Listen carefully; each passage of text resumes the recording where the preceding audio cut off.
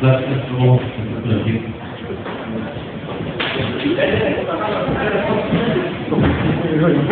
bueno, citado a todo el público más me han pedido que tratemos algún tema y me parece muy importante tratar el tema de la fibrilación auricular en las guías europeas. Por esto, estas son unas guías que son realizadas por la Sociedad Europea de Arritmia y la Asociación de Cirugía Cardiotorácica también europea.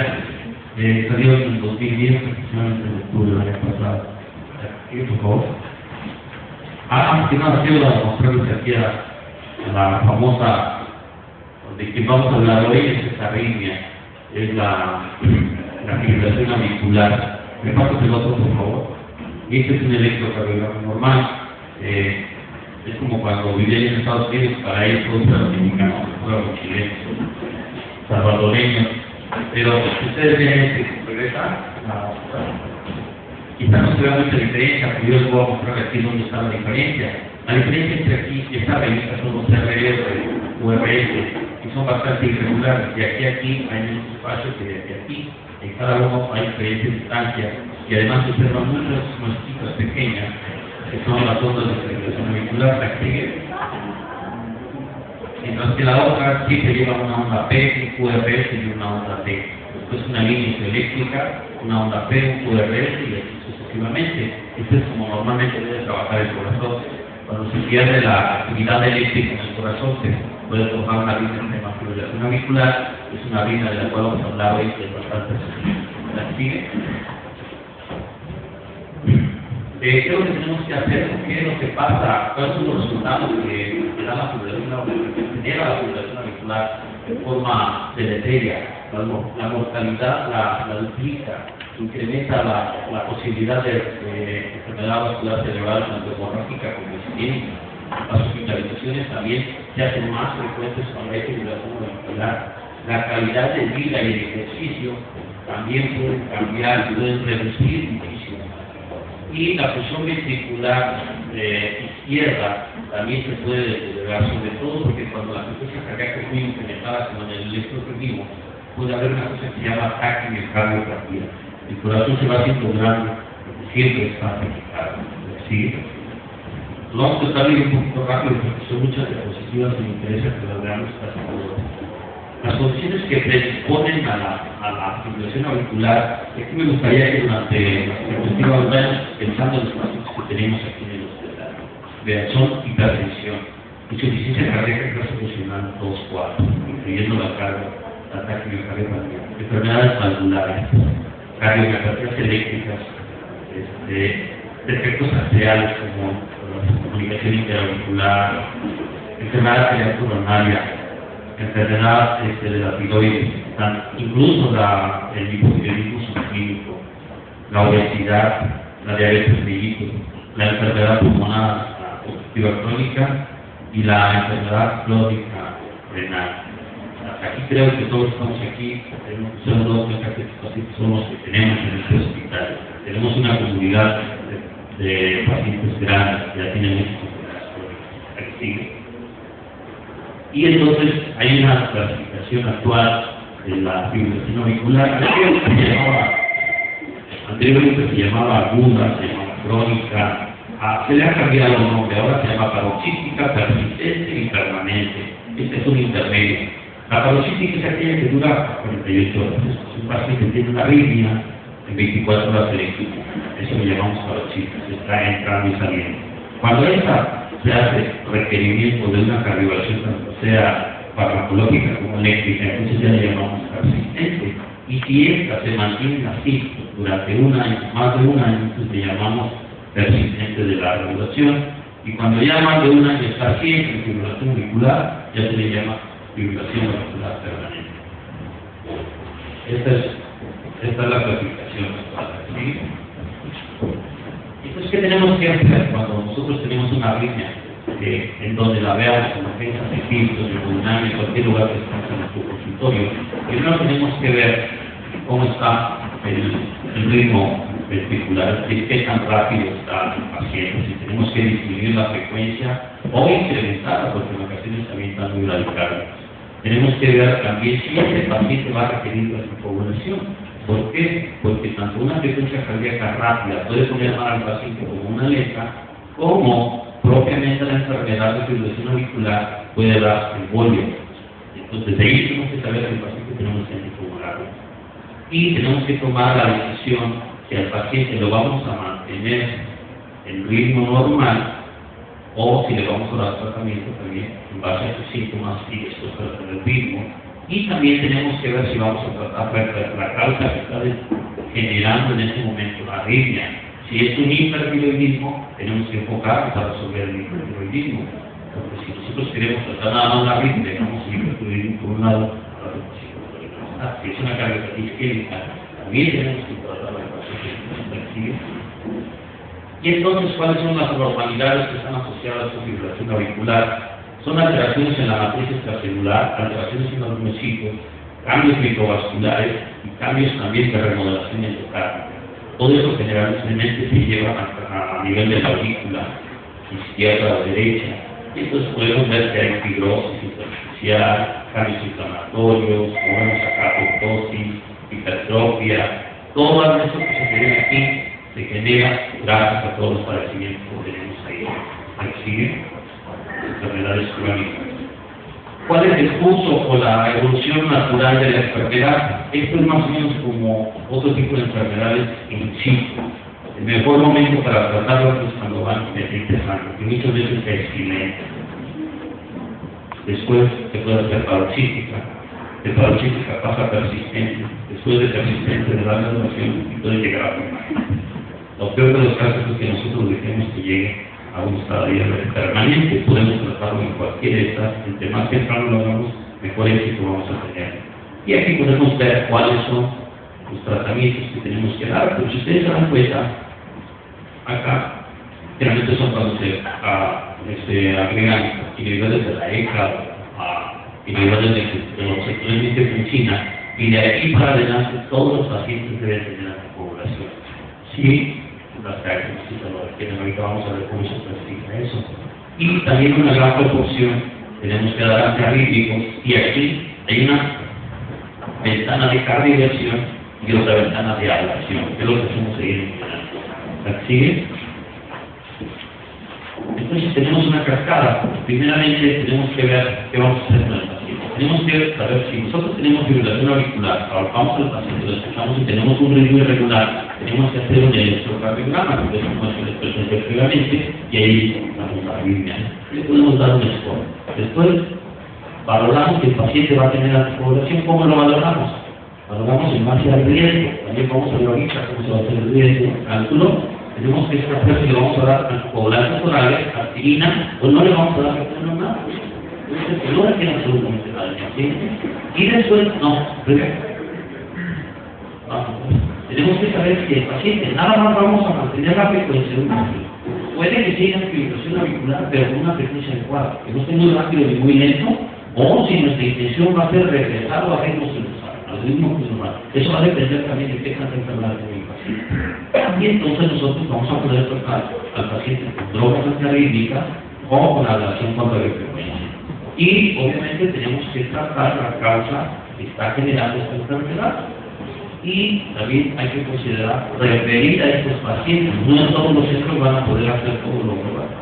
Tienen que hacerse un hospital de tercer nivel, pero sí pueden dar varias de las cosas después de haber hecho el tratamiento. Si consideran que es necesario mandar a tercer nivel, se puede mandar a tercer nivel. ¿Sí?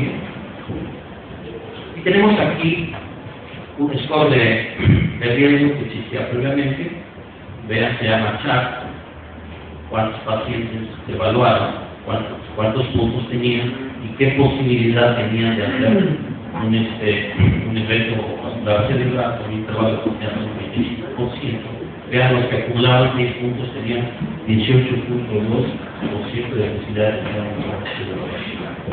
Entonces, es bastante, creo que 18 pacientes de 100 es bastante importante tratar. ¿Sigue? Pero después se implementaron, se pusieron otros factores, porque se consideró que eso no era suficiente. Entonces, aquellos pacientes que tienen más riesgo son los que ya han tenido un embolio. Ahorita yo estaba trabajando con la doctora Rocío Márquez, pidiéndole que me envíe los pacientes que tienen ya intravascular celular, cigarros con una embolia, para empezarlos a tratar, o que tuvieron una isquemia cerebral transitoria también. Y en la mayoría de estos pacientes estamos identificando fibrilación auricular. O aquellos pacientes que tienen más de 75 años son los que tienen mayor riesgo. Otros factores de riesgo bastante relevantes, pero no mayores, son la hipertensión, el género, las enfermedades vasculares y la disfunción diastólica del hemisferio izquierdo con los años del 40%. ¿Sí? Y entonces con esto se saca esta escala que vean, cuando el paciente tiene insuficiencia cardíaca se le da un punto. Si tiene hipertensión arterial se le da otro punto. Si el paciente tiene más de 35 años se le dan 2 puntos. Si tiene diabetes, un punto. Si ya tuvo un tromboembolismo, un stroke o una transitoria, se le dan 2. Si tiene una enfermedad vascular, por ejemplo un infarto previo, una enfermedad periférica, placas en la aorta, este paciente también se le da 1. Si tiene de 65 a 74 años se le da un punto. Y si es mujer se le da un punto más. Total podemos acumular 9 puntos. Pero pongan mucha atención. Con 2 puntos, ¿sí? Cuando nosotros tenemos un punto, tenemos 1.3 posibilidades de riesgo. Si tenemos 2 puntos, tenemos 2.2 anual. Si tenemos 9 puntos, 15.2 anual. ¿La que sigue? Entonces, ¿qué es lo que se ha considerado? Si el paciente tiene más de 2 puntos, ya se le tiene que empezar a dar población. Y si ustedes se dan cuenta, nos regresamos 2 diapositivas, por favor, rápidamente. 2 puntos. O sea, si el paciente tiene más de 75 años, ya. Y además si es mujer, que tenemos muchos de estos aquí. Ojo, tiene que tener fibrilación auricular, no todos los pacientes. Deben tener fibrilación auricular. Entonces, te das cuenta, tenemos muchos pacientes. Un diabético y un hipertenso con fibrilación auricular es un paciente que debe estar en anticoagulación.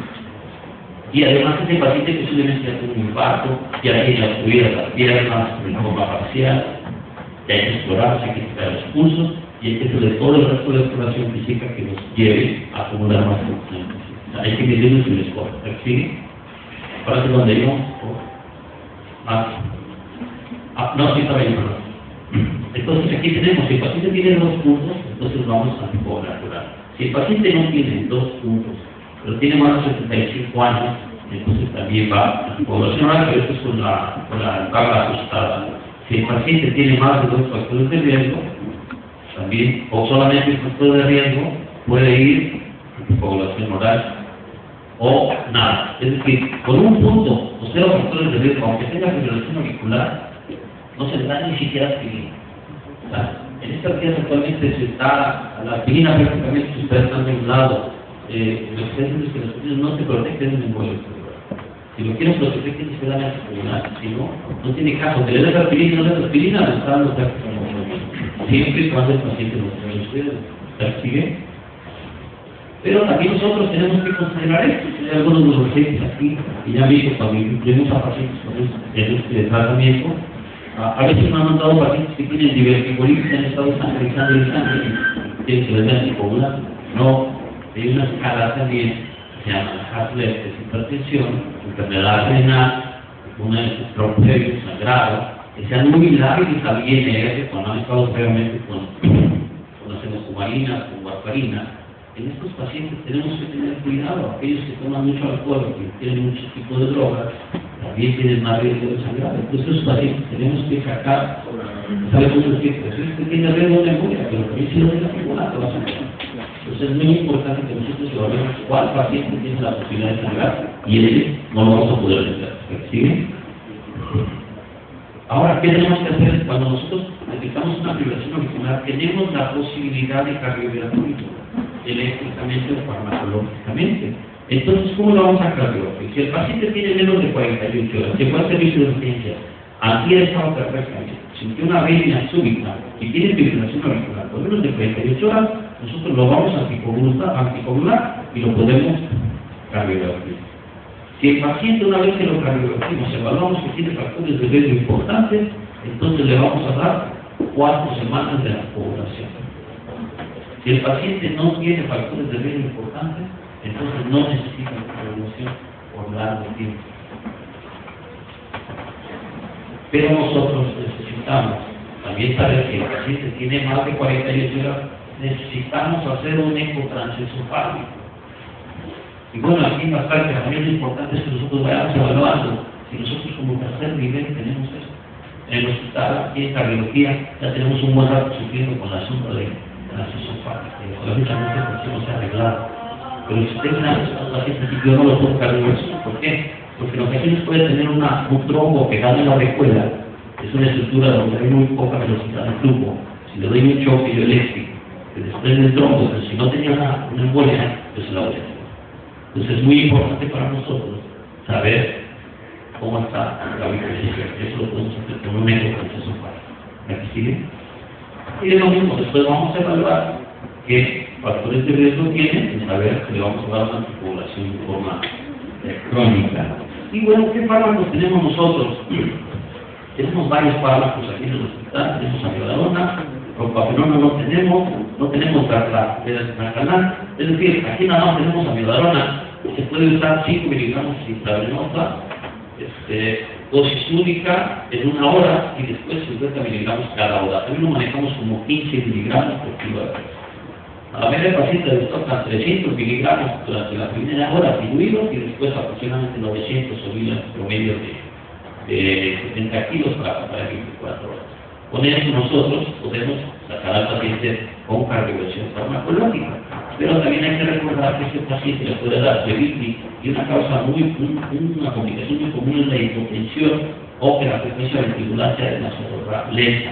Entonces, estos pacientes tenemos que monitorizarlos. No es nada más poner la amiodarona y ahí se queda. Si se le pone la amiodarona a este paciente, ¿qué sale? Tiene que estar un interno, un residente, o alguien tiene que estar vigilando que el paciente está bien y con un monitor. Los demás no los tenemos, propafenona había, ya se sacó del mercado y este es un fármaco muy nuevo que todavía no llega a tener. Cuando nosotros tenemos una fibrilación auricular menos de 48 horas, también tenemos que saber, en base al ADC, al ACD, tenemos que saber qué vamos a hacer con el paciente. Si el paciente está hemodinámicamente estable, podemos manejarlo por este lado. Si tiene una enfermedad cardíaca estructural, entonces le ponemos amiodarona. Si el paciente no tiene enfermedad cardíaca estructural, le podemos dar propafenona, flecainida o glipizide. La amiodarona es la que se puede utilizar en daño estructural cardíaco. Si el paciente está hemodinámicamente inestable, ni siquiera hay que buscar. Y eso es para la gente que está en urgencia. Hay que darle un choque eléctrico. El otro día buscó una doctora para preguntarme qué hacía con la paciente. Estaba todavía estable y le sugerimos que le diera amiodarona. Si la paciente tiene 80 años, lo piensa, te va a decir que y me se va a morir. Y ya luego también le hace una embolia, sí, pero si la dejan, se va a morir. Y sobre todo si tiene estenosis mitral, un infarto, así se descuida. Y tiene casi como 2 o 3 meses vimos otra paciente que nos llamaron a nosotros y lo que tenía una fibrilación auricular con respuesta ventricular rápida e hizo cambios cerebrales. Entonces, este es el problema. Esto es lo que yo les preguntaba a los pacientes cuando pacientes. Este es lo mismo. O sea, ¿qué vas a hacer con el paciente? Saber si tiene una causa que le está generando todo el mal. Esta paciente creo que hizo de como pulmonar, la dio en lugar, esta paciente tiene la reversión de porque tiene un infarto y entonces se hizo puro ver impactado. ¿Sigue? Y entonces hay 5 cosas que deseo repetir yo cuando hablamos de este tema. Lo primero que tenemos que saber es que tenemos que prevenir el tromboembolismo, porque en verdad es muy fatal que un paciente de 50 años, 55 años tenga una fibrilación auricular y después resulte con un MSC. Siempre hay que pensar que tenemos que prevenir el embolismo. Tenemos que pensar que puede tener una enfermedad concomitante. ¿De qué tratar? Tenemos que mejorar los síntomas. El paciente a veces lo que interesa es que lo mejore, se siente muy mal. Tenemos que controlar la frecuencia, es decir, que no esté muy rápido. Y si podemos regresar al ritmo sinusal, entonces lo regresamos a sinusal. Lo de regresar al ritmo sinusal debe ser el último aspecto. Primero es la embolia. Evitar que el paciente tenga una complicación que le va a dejar una secuela de perfil. Y entonces nosotros para eso tenemos que saber cuál va a ser la terapia apropiada antitrombótica, en base a la evaluación clínica. Si el paciente tiene un ritmo, una fibrilación auricular de tipo paroxística podemos hacer un control del ritmo. ¿Por qué? Pero lo que te antes es una fibrilación auricular en un estadio bastante temprano. Se puede curar. Si el paciente persiste dentro de larga duración, posiblemente ya no vayamos a poder, y lo único que nos va a quedar como si fuera permanente es controlar el ritmo de la frecuencia. ¿Qué significa controlar el ritmo versus el ritmo versus la frecuencia? El ritmo es tratar de regresar la fibrosal, y el rate control significa que no la vamos a controlar y el paciente va a persistir una misma línea. Hay pacientes que van a tener una aurícula demasiado grande y que tú quieras mantenerlos en ritmo simultáneo no vas a poder. Por todos los intentos que hagas vas a fracasar. Entonces lo que tienes que es mantener una buena frecuencia y darle la ¿sigue? Y bueno, aquí también tenemos que ver cuando los pacientes lo tomen, podemos estar más tranquilos. Si el paciente vemos que tiene muchos síntomas, tenemos que utilizar otras herramientas, por ejemplo, pruebas de fuerza. Y ven que a veces pedimos pruebas de fuerza auricular. No muchas veces es para ver si tiene un infarto, queremos saber si el paciente qué capacidad tiene. Y aquí también necesitamos un Holter de 24 horas. Son todas las herramientas que nosotros estamos utilizando en cardiología para poder saber qué vamos a hacer con el paciente. ¿Sigue? Vamos a elegir el tipo de drogas para controlar la frecuencia. Si el paciente está inactivo, tirado en la cama, que a veces también hay muchos parámetros de tensión interna, ya no se mueve, perdón, ya no tiene mucha queda hablar del paciente en cuanto a la frecuencia, si tiene 70, 80 le da lo mismo que si le probamos 100, ahí está, tiene una fractura de cadera, ya ni se mueve. Ese paciente no hay mucho que controlar la frecuencia, pero el paciente está activo y además tiene otras cosas, sí tenemos que controlarlo. Y aquí es donde a veces, en las interconsultas, si la gente aprende, ya no necesita llevarlo mucho a nosotros, los residentes lo pueden resolver. Si el paciente tiene enfermedad pulmonar crónica, ¿cuáles son los pasos? Interacción, terapia digital y beta-bloqueadores de tipo selectivos. ¿Como cuál? El bisoprolol. En el 20 de noviembre, apenas un lanzamiento de cardiólogos del ISSSTE, este es como 8 años reciente, y lograron en el 20 de noviembre incluir el bisoprolol dentro del cuadro. Nosotros tenemos metoprolol que no podemos utilizar en nuestros pacientes, por razones obvias, son pacientes que tienen mucho de razón. Hay muchas cosas que podemos nosotros mejorar y luchar para que tengamos buenas herramientas que tenemos. En cambio, en insuficiencia cardíaca, que tenemos que darle beta-bloqueadores o inhibición. Si el paciente no tiene ningún problema, podemos darlo. Solamente si hipertensión podemos darlo. ¿Se sigue? Ahora, aquí están todas las herramientas que podemos utilizar en las dos. Vean, esta tiempo que cambió es que se agregó la dronedarona, pero intravenosa no la tenemos nada más que ahora. Pero tenemos metoprolol que tenemos aquí. Bisoprolol no lo tenemos, eso es del que le estaba hablando ahorita. Tenemos esbolol, lo tenemos intravenoso, no en vía oral, también lo podemos utilizar. Carvedero también es muy bueno, pero no lo tenemos. Sí tenemos verapamil, también tenemos dilitacin, también tenemos digoxina y tenemos amiloidona. Tenemos una buena cantidad de herramientas para tratar este tipo de arritmias. Aquí lo que nos haría falta para casos especiales sería la dronedarona y el bisoprolol y el carfentanil. Si estos tres fármacos nos pudiéramos tener, tendríamos un mejor control de la flexión. Pero hay veces que ni con fármacos se puede resolver el problema. Entonces nosotros tenemos otras opciones como cuáles, ablación del nodo AV. Y estas también las hacemos aquí en el servicio de electrofisiología que es con un catéter y varios de los que ya tienen una y ya deben haber visto varios pacientes con una razón. Hemos hecho varias ablaciones del nodo AV en pacientes que tienen insuficiencia cardíaca, por ejemplo, menos de 30% de presión de inmersión, pero están muy sintomáticos. Entonces hacemos ablación también del nodo AV y les colocamos un marcapasos porque ya no hay forma de controlarlos. De repente está muy lento, de repente muy rápido y sigue muy sintomático. Pero aquí también nosotros tenemos que elegir qué tipo de marcapasos. Y generalmente les tenemos que poner cuando están dilatados, un presincronizador biventricular, o cuando no están dilatados, un marcapasos sí. ¿Sí? Y aquí nosotros elegimos el tipo de marcapasos. Si el paciente tiene una fibrilación auricular paroxística, podemos ponerle un marcapasos. Aunque estas son indicaciones 2B, preferimos más hacer la evaluación de las venas pulmonares. Si el paciente tiene una función disminuida, le implantamos un BDIR, con función ventricular normal. Si tiene menos del 45%, podemos ponerle una cosa que se llama terapia de resincronización biventricular. ¿Sigue? Y bueno, ¿cuáles son las alertas que nosotros tenemos que tener cuando estamos utilizando antiarrítmicos? Tenemos que ver, vamos a ver lo que tenemos aquí. Aquí no tenemos ninguno de estos, pero bueno, como ven, algunos prolongan el QT que nos puede generar una taquicardia ventricular. Así vamos a ver lo que tenemos aquí. ¿Sigue? Amiodarona. ¿Qué tenemos que estar al pendiente de la amiodarona? Tenemos que tener precaución cuando utilizamos los medicamentos que prolongan también el QT, cuando utilizamos también antagonistas de vitamina K y cuando utilizamos digoxina. Si estamos utilizando esos medicamentos, tenemos que disminuir las dosis de ellos cuando empezamos a amiodarona. Es decir, si el paciente está tomando una de digoxina diaria que le tenemos amiodarona, ya no puede tomar alguna dosis de digoxina, porque entonces lo vamos a intoxicar. De igual manera, si está tomando acenocumarina o warfarina, no podemos mantener la misma dosis porque después el paciente va a regresar sangrando, porque son fármacos que actúan en ningún lugar. Y también tenemos que saber cuál es su QT. Si de por sí el paciente ya tiene un QT muy prolongado, no podemos darle la amiodarona porque vamos a prolongar el QT. Y hay que tomar en cuenta que vamos a reducir de 10 a 12 la en la fibrilación auricular. Vamos a enlentecer el nodo, es decir, si el paciente está a 100 para bajar a lo mejor a 88. ¿Sí?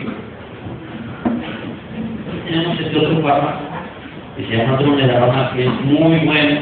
La ventaja es que tiene menos efectos secundarios que la amiodarona, como puede ser el depósito en la córnea, el depósito en la piel, el depósito en la retina, en la piel, fibrosis pulmonar, hipotiroidismo, que también se puede haber con el uso de amiodarona. Tenemos la dronedarona, nada más que estas también sus precauciones, por ejemplo, en clase funcional 3 y 4, cuando hay CFB, no podemos utilizarlo, cuando la creatinina está elevada tampoco, y se debe ajustar o reducir también la dosis con la digoxina, es muy similar a la vez. Y también cuando tengamos un intervalo tutelar. Entonces, como se dan cuenta, tenemos que tener un arsenal de medicamentos para poder elegir cuál es el que le queda más al paciente. ¿Sigue, por favor? Cuando el paciente tiene prácticamente nula enfermedad circular cardíaca, se dan cuenta aquí. Cuando el paciente tiene una fibrilación auricular que está muy mediada por factores alergénicos, el paciente está demasiado estresado y todo lo que más le conviene es el beta-bloqueador. Si el beta-bloqueador no lo controla, entonces la otra opción es la dronedarona. Y si la dronedarona no lo controla, la amiodarona. Si no sabemos realmente si el paciente tiene enfermedad cardíaca severa, entonces, o es una causa indeterminada, le podemos dar dronedarona porque termina propafenona, pero eso hay que tener mucho cuidado si el paciente es sistémico. Si el paciente es sistémico, nosotros manejamos esto, podemos causar muerte. Los primeros estudios que se hicieron respecto a propafenona y fentanila, se murieron más pacientes cuando se puso ese medicamento a los que no se les puso. Entonces, hay que estar bien seguros que no tienen cardiopatía sistémica. Pues, si tienen un paciente de 65 años, diabético, hipertenso, colesterol 300 y 400, por favor no le den propafenona, porque lo más seguro es que tienen una arteria tapada. Entonces, tienen que, sin tener muchos estudios, ustedes tienen que saber cuál es la posibilidad de que el paciente tenga enfermedad cardíaca. Y si el paciente tiene una fibrilación auricular que está muy mediada por factores fagales, lo más recomendable es dar isoflinamida, pero tampoco tenemos. ¿Así? Y bueno, en base a estas patologías también podemos saber cuál es el tratamiento. Por ejemplo, la amiodarona, la dronedarona está junto con la propafenona, la fentanila y el sotalol, y debemos dar a estos pacientes también inhibidores de la ECA o inhibidores de la angiotensina. Cuando tienen una enfermedad cardíaca bastante significativa, o por ejemplo, enfermedad cardíaca isquémica, tenemos que irnos directo a dronedarona por el periodismo. Si el paciente tiene crecimiento ventricular izquierdo, ya no necesitamos tampoco la propafenona, tenemos que irnos a dronedarona. Y en su defecto a amiodarona. Pero vean aquí, este fármaco no aparecía en las días previas, ahora está apareciendo porque es un fármaco nuevo. Si el paciente tiene insuficiencia cardíaca y si está estable, podemos dar dronedarona, pero si el paciente tiene insuficiencia cardíaca clase 3 o 4, no podemos darle dronedarona, tenemos que irnos a amiodarona directamente. Entonces, esta tableta hay que tenerlas pegadas como por ahí en la residencia, para no cometer errores. Es la mejor forma de ver qué tiene mi paciente. No hay que metérselo toda la cabeza, nada más hay que saber que sí. Tenemos las tablitas, las urgencias, qué le toca al paciente, y esto es lo que le vamos a hacer. Es más, mejor confiarnos en una tabla que tiene toda su explicación. En el artículo está todo, porque es una serie de artículos, estudios científicos que han puesto estos medicamentos en el mercado. Igual en 4 o 5 años van a estar en otro diferente, pero con experiencia que se va a ¿sigue? Entonces vemos, ahora, ustedes se acuerdan de lo que es la clase funcional, la clase y el nivel de evidencia, que es lo que funciona en la medicina actualmente. ¿Qué tan evidente está de que es posible? ¿Y qué clase es? Si es 1, 2, A, 2, B o 3. La 3 está contraindicada, la 1 es la mejor. Y el nivel de evidencia A también es el mejor. Como en la escuela, la A es el 10. Entonces vemos aquí todos estos fármacos han tenido un nivel de evidencia A. Quiere decir que hay muchísimos estudios que no soportan esto. Y tiene una indicación clase 1 para fibrilación auricular, pero ojo, tenemos que discriminar a los pacientes que tienen alguna patología. ¿Ok?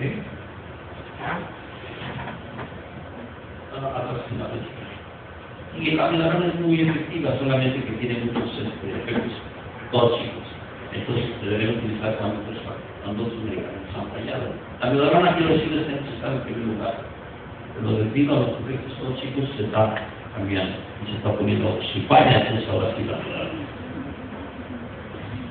Y para pacientes con clase funcional severa, como ya lo hemos visto previamente en la tabla, debe ser amiodarona, no hay otro. ¿Sí? Por eso es muy importante, como usted tiene un paciente allí en el piso, hay que ver si tiene una falla cardíaca. Si tiene una falla cardíaca, tiene que solucionar con la cabeza. El paciente necesita amiodarona. Pida a la enfermedad luego amiodarona, ya no piensa en eso. Y la dronedarona, que digo que es un medicamento nuevo, pero algunos no les damos la garantía a todos que en clase funcional que está justificado. Y con enfermedad, el modo A también está justificado. Es lo que la severa. Una historia clínica para saber si el paciente tiene insuficiencia de corazón. Si le damos dronedarona, va a estar en sí.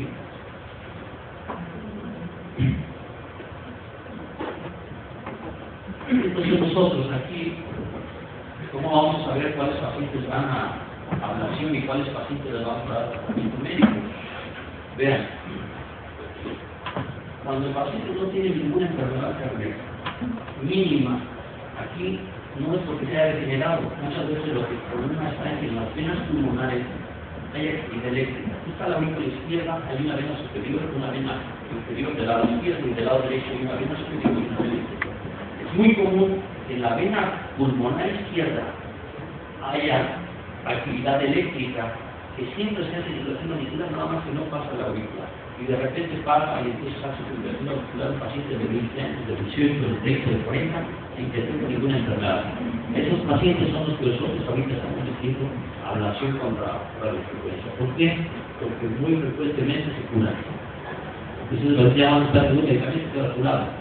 Es un procedimiento de alta especialidad porque hay que hacer una función transversal, no es fácil. Afortunadamente en el Modena ya nos hemos armado de un buen arsenal de herramientas, tenemos ecocardiograma y cardíaco también, pero aquí estamos focos en el transesofágico. Pues ahorita los 10 pacientes con el cardíaco estoy viendo si no hay cómo se lo requiere. Pero también acabo de ver un artículo de la semana pasada que los pacientes que no tienen ninguna enfermedad cardíaca, jóvenes con enfermedad por fibrilación auricular paroxística, no van a tener trombosis.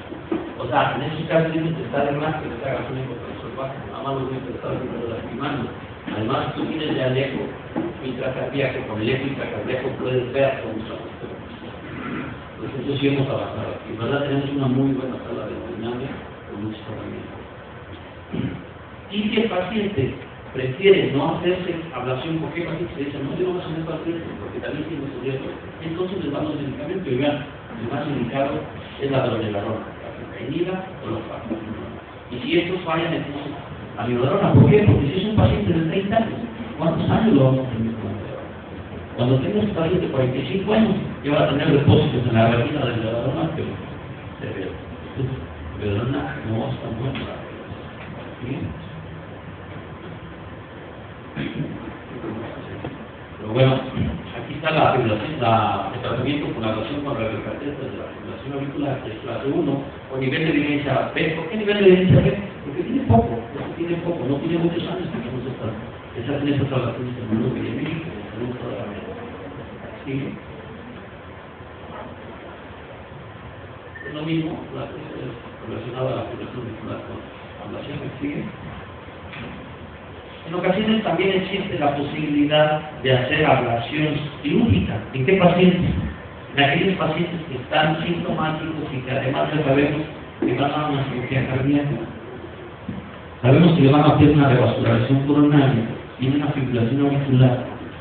Le podemos decir al cirujano que lo que nosotros hacemos con los catéteres, él lo haga con el bisturí. Y ahí, en el mismo procedimiento, también los cirujanos cardiovasculares tienen lugar. Y además le quitan la aureola para que no tenga tromos. Pero les decía que contiene mucha turbulencia por el bajo flujo, la extraen y le hacen una línea con el bisturí. Lo que nosotros duramos como 4 horas y les va a hacer un ratito, pero pues ya tiene el corazón allá en la mano. ¿Sigue? Y bueno, ¿qué tenemos que hacer también a estos pacientes? Tenemos que dar estatina. También han demostrado que son útiles, tenemos que dar inhibidores de la ECA, tenemos que dar inhibidores de los receptores de angiotensina, con no mucha evidencia en todos, pero sí es importante agregarse. Entonces, casi todos los pacientes ya llevan su paquetito, IECA, aspirina, todos los medicamentos, estatina, llevan una bolita de 10 barras de glicina interna. ¿Sí? Y bueno, esto sirve como prevención secundaria, ya se ha visto que tampoco es muy eficaz, pero se puede dar porque es nivel de evidencia, es una indicación por hacer 2 veces. O sea, hay algunos autores que dicen que sí y otros dicen que no. Y tenemos nosotros también el control en insuficiencia cardíaca de la frecuencia cardíaca. Es importantísimo en los pacientes del bajemos la frecuencia cardíaca cuando el paciente tiene insuficiencia cardíaca. Por ejemplo, si llega a urgencias, el paciente ya sabe que tuvo un infarto y tiene 20% de fracción de eyección y tiene fibrilación auricular rápida y ya no le vamos a poder regresar a su mesa. Hay que bajársela porque el paciente se va a poner muy mal. Y si usted le baja la frecuencia cardíaca, al rato como más está bien, ya me siento bien, doctor, y después me da hasta de alto de urgencias. Si no le baja la frecuencia cardíaca y se enfoca más, y sigue, pasa un turno y sigue taquicárdico, pasa otro turno y sigue taquicárdico. Y el paciente se empieza a deteriorar más, porque como tiene falla cardíaca, tiene una frecuencia de respuesta auricular rápida, al siguiente día tiene la creatinina elevada y ahí se va. Entonces, es muy importante bajar la frecuencia cardíaca de los pacientes. Y para eso hay que ver las placas de todas, hay que escultarlas, hay que ver si tiene software mitral, hay que percutir los estudios a ver si el estímulo está grande. No solamente es con un eco, también los dedos finos, me pegas y ves, puedes delimitar hasta dónde está el corazón. ¿Sí? Y la nicotina después no tiene indicaciones. Cuando el paciente vamos a meter a las aplicaciones especiales de aquí. Los atletas, por ejemplo, que hacen esto en Europa es muy común. Hay pacientes que ya saben que tienen fibrilación auricular, que siguen haciendo ejercicios, pero ya saben que no tienen que repetir, se cargan sus píldoras en la bolsa de propafenona, de verdad, se la viene. 1 o 2 horas ya no tiene fibrilación. Pues también es útil, pero tienes que saber que el paciente ya está bien estudiado. ¿Sí? En enfermedades pulmonares, ¿qué tenemos que hacer? Estos pacientes obviamente tienen que ir a anticoagulación, porque tienen una válvula generalmente cardíaca mitral y generalmente mecánica, deben estar en anticoagulación y debemos mantenerlos con un INR entre 2 y 3. ¿Sigue? En enfermedad coronaria, ¿qué tenemos que hacer en estos pacientes? Es decir, llegar un paciente con un infarto, tiene cambios eléctricos, desnivel del ST, el paciente tiene una fibrilación auricular rápida y se está infartando, ¿qué van a hacer? Cardiovertismo, una cardioversión directa. Porque entre más tiempo lo deje, el paciente puede tener otro infarto ahí, ya hace como que guayito puede terminar. ¿Sigue? Pero también podemos utilizar beta-bloqueadores. Si no lo tienen cardiología y tiene una frecuencia, una presión todavía adecuada, le pueden dar beta-bloqueadores. Tenemos esmolol ahí en los centros. En terapia intensiva también hay esmolol. Nosotros en hemodinámica tenemos esmolol. Le dan 1 miligramo por kilo de peso y seguramente le va a pasar la frecuencia cardíaca y se va a estabilizar y ya dará tiempo que se estudie mejor. Nosotros le damos un cateterismo y veamos ahí que le está dando una arteria. O también podemos utilizar terapia intravenosa que también tenemos. Se dan cuenta cómo cambia mucho la perspectiva y el pronóstico del paciente. Nosotros le tratamos aquí este tipo de artritis. ¿Sigue? En los pacientes diabéticos también es indicación clase 1 tratar la fibrilación auricular. ¿Sí? Cuando tiene un factor de riesgo. Los pacientes de la edad avanzada también con mayor de 65 años también tenemos que dar el tratamiento, pero tenemos que darle seguimiento, vean, seguido de un electrocardiograma en forma regular. ¿Por qué? Porque si ya tienen más de 75 años y nosotros les damos un fármaco, a veces les disminuimos la velocidad a nivel del nodo AB, pueden estar bloqueando. En nuestro caso tienen 5, que regresan ahora por 5, porque se bloquean. Así que toman los electros continuos e incluso polvo. Así. Ahora en la embarazada, ¿qué le vamos a hacer? También hay ginecólogos que también les da arritmia ahí. ¿Qué fármaco vamos a utilizar? Aquí está bien. Si el paciente está hemodinámicamente inestable, ¿qué tenemos que hacer? Cardiología. Una vez en la asistencia me tocó cardiología una paciente así que tenía un embarazo de 24 semanas, tenía una fibrilación auricular, una situación articular muy rápida, un dato que va a pasar. Ahí tampoco hay que pensar, hay que darle una cardiología directa. No se muere el bebé, no pasa nada. Entonces, están los negocios. Y si nosotros queremos prevenir, porque esta paciente tiene una posibilidad de tener un embolismo muy alto, entonces tenemos que dar a este paciente heparina. Principalmente es más recomendable la heparina. Aquí está el Garnacalán, que no sé cuánto tiempo va a durar en llegar a México, pero nosotros hemos llevado pacientes embarazadas en la residencia, aquí no me hacemos ninguna con heparina de bajo peso. Así las hemos llevado, hasta que se alivian ya con la salida, porque no sé qué es el bebé. Entonces ahora sí ya le tratamos al paciente su problema, le hemos cambiado válvulas o algo, pero eso hemos encontrado en 33, 34 semanas el tema pulmonar, con fibrilación auricular, con alto riesgo hemolítico. No podemos operar a un paciente en ese horario, pero sí le podemos dar fármacos, como son los beta-bloqueadores, y le podemos utilizar ahí. Y esperamos a que el paciente ya madure. Y es una labor en conjunto, el ginecólogo, el pediatra, algunos de esos les pido que también intervengan para que decidan en qué momento van a sacar al bebé. Aquí, los beta-bloqueadores también son muy útiles. Aquí llevaba yo pacientes que tienen este tipo de arritmia y les he dado propranolol, les ha ido muy bien. Ya después que se terminan su embarazo satisfactorio, entonces ya les hacemos el tratamiento de conductivo. Pero si el paciente está inestable, hay que darle su cardiología directa. Y si nada más es una fibrilación crónica, que ya no se le va a curar, pero sí hay que controlar la frecuencia cardíaca con beta-bloqueadores o con antagonistas de no bien.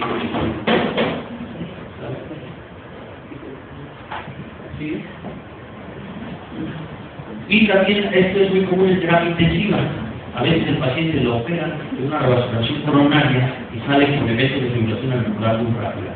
Esos pacientes es mejor regresarlos con beta-bloqueador. ¿Por qué? Porque tienen mucho componente inflamatorio.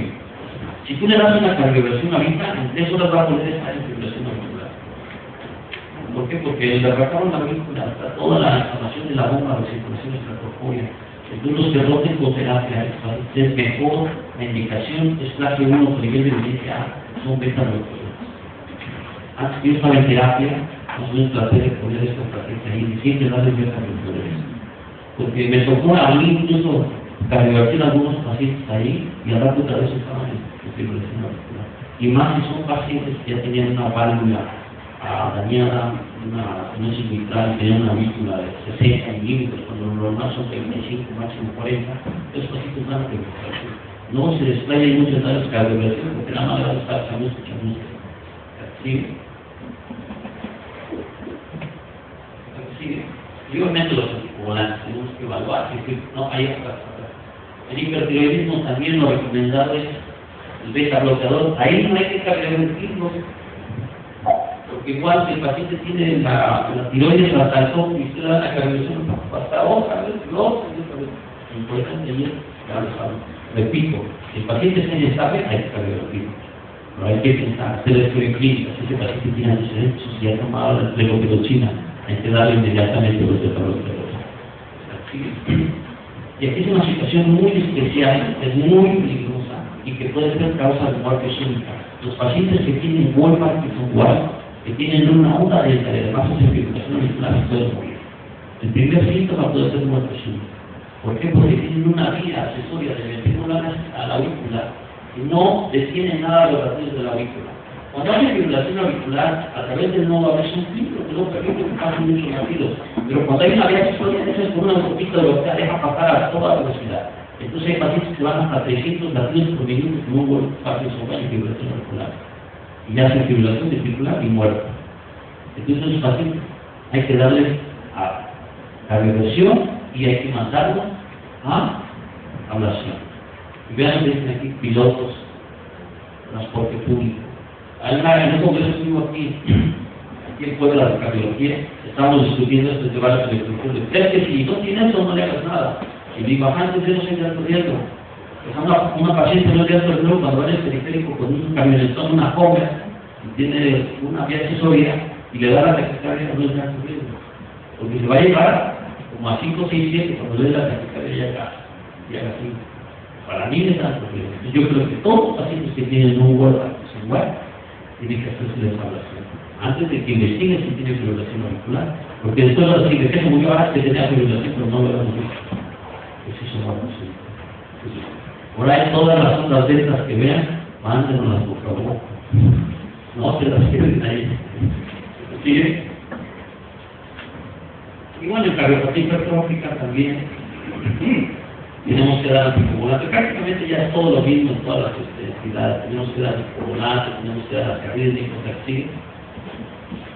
Enfermedad pulmonar, ya lo vimos otros datos, tienen que ser cardiovasculación también directa, si el paciente está inestable, o el bisoprolol, que el cisto, ¿sigue? El bisoprolol, o beta-bloqueadores selectivos.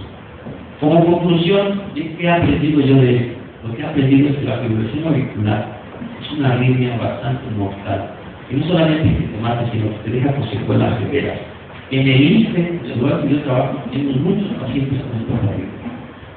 Que necesitamos un poquito más de herramientas para darles más tratamientos que pacientes. Y la herramienta también incluye desde la capacitación. Cuando a mí me pidieron que diera una plática, que hice esta plática, porque creo que debemos cambiar la estrategia que estamos haciendo en el hospital y concientizar. Esto incluye a todos los pacientes, los vemos en informes, los vemos ortopedistas, los cirujanos, todo el mundo los vemos en urgencia, los residentes, los cirujanos. Con esto aprendido que hay que clasificar al paciente en base a la evidencia médica, la evidencia científica, diga cuáles le vamos a dar anticoagulantes y cuáles no. Y también he aprendido que necesitamos un poquito más de herramientas en el hospital y un poquito más de herramientas como el electrotransfusiónico que vamos a ir a ver. Afortunadamente tenemos un fármaco que hemos estado moviendo que se llama Dabigatran, es un medicamento anticoagulante oral también. Se logró tener en el instituto. Ya no necesita el paciente estar tomando el IPN cada 15 días o cada vez. Nosotros lo hemos estado utilizando aquí, yo tengo unos 20 pacientes que he estado estudiando, no saben si no tienen sangrado, si no tienen embole. Y yo les invito a que sigamos trabajando en esto, porque a mí no me gustaría, aquí algunos compañeros no van a decir nombres, pero ya han tenido infección y lo tenemos en tratamiento. No me gustaría que les diga que eso fuera la causa de que nos retiramos de nosotros. Bueno, esta es mi casa, pero si tienen algo que dejarme.